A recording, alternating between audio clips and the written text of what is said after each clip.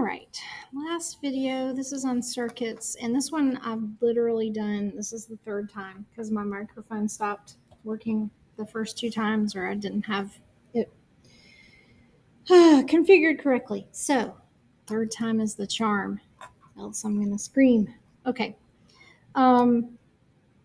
This is like some concept stuff on circuits. So, series circuit, remember, it's all in one big loop, one closed loop.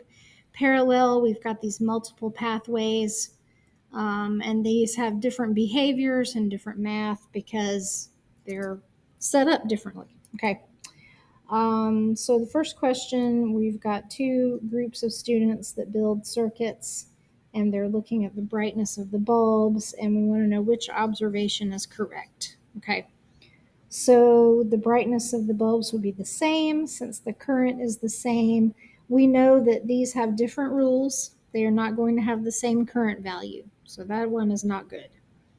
4 is similar to that, but it says voltage will be the same. And again, it's not going to be because they have different rules for how they operate. So we can X that one.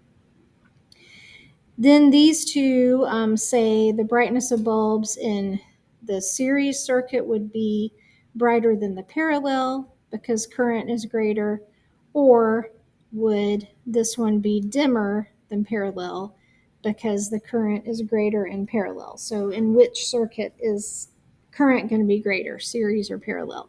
And it's always going to be greater in parallel because every time you have a new pathway, you are adding current, okay? With series, you kind of get what you get with current. And then you're actually taking away from that the more bulbs you add. But with parallel, every time you add a new pathway, you're increasing your current. So the bulbs in group 1 circuit are going to be dimmer than in group 2's because the total current in series is smaller than in parallel. Okay. Okay, then this one, we've again got a series and a parallel. See all my multiple pathways here.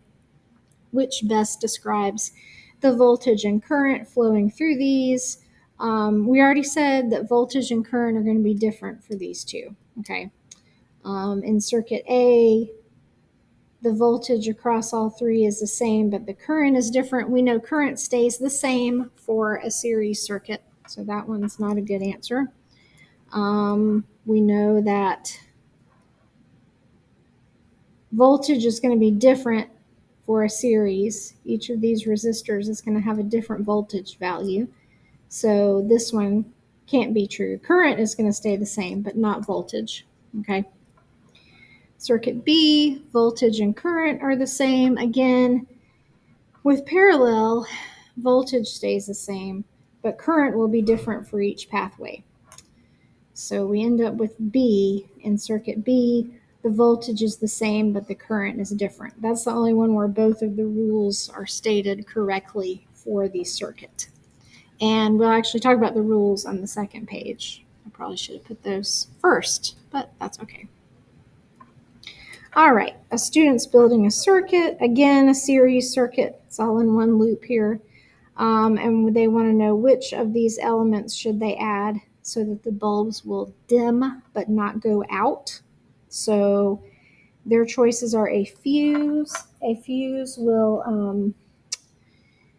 is a safety device. In case your current gets too high, it'll shut the circuit off. This is an open switch, and this is a closed switch. So these two are both switches, and switch is just something you can put in the circuit to help more easily turn it on and off. So this would cause them all to go out. This would cause it to just operate normally. The fuse could cause it to all go out if the current got too high. A resistor is going to cause the bulbs to dim because that's going to increase resistance and decrease current, but not go out. So that's going to be our answer. A student needs 4 ohms of total resistance to complete a circuit, and they only have 1 ohm resistors. So what should they do? If they add anything in parallel, they're going to end up with less ohms, because remember, with parallel, the more resistors you add, the more you're resistance actually decreases. Your total resistance goes down because you're adding more pathways. So really our only choice here is just to add 4 1 ohm resistors in series, and that would look like this, like blah, blah, blah, blah. Okay, and that'd be like 1, 2, 3, 4 to add up to our 4 ohms that we need. Okay, a student here says that a current is called alternating because the electrons move from the negative side of the battery to the positive side. And what they're really describing there is just a regular direct current. An alternating current is where electrons flow back and forth, they reverse direction. So, like here, electrons would go one way and then another way, and then they go back and then they go forth and then back and forth, etc. Alternating current is used in household power, it's used in power plants and generators. And so the student's not describing alternating current correctly here. They're really just describing a direct current, and this is the way current flows in a regular circuit from one side of the battery to the other. So, all right. This is a household power and cost. This is actually one that we looked at in the Goose Chase earlier this week, and my table didn't print out for some reason on this, but we had a refrigerator, a microwave, and a stove. We were given current and voltage ratings for each of them, and then usage per day. So we want to rank most to least expensive. We don't have cost, but that's okay. We're just going to figure out how many kilowatt hours each one of these uses, and then they would all be multiplied by the same cost. So the refrigerator is going to be 4 times 120 times 3. Hey, whoa, hang on a second. Okay, sorry, somebody came in.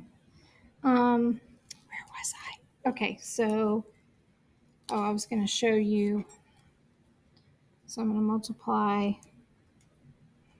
current times voltage. That gives me power in kilowatts times, well, I think that'd be kilowatts, but, or watts at least. But again, here we're trying to rank them, so we don't have to have it exactly the way we would if we did a full cost calculation.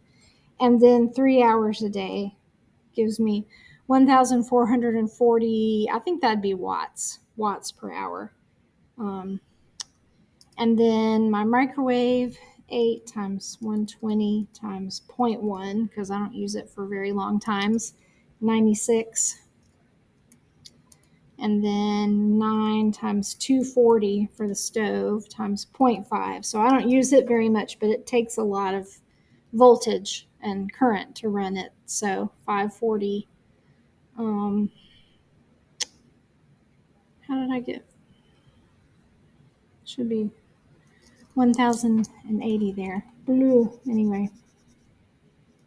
Looks like I did a math error earlier. But anyway, it's still the same answer, which is that the refrigerator is going to cost the most, then the stove, then the microwave.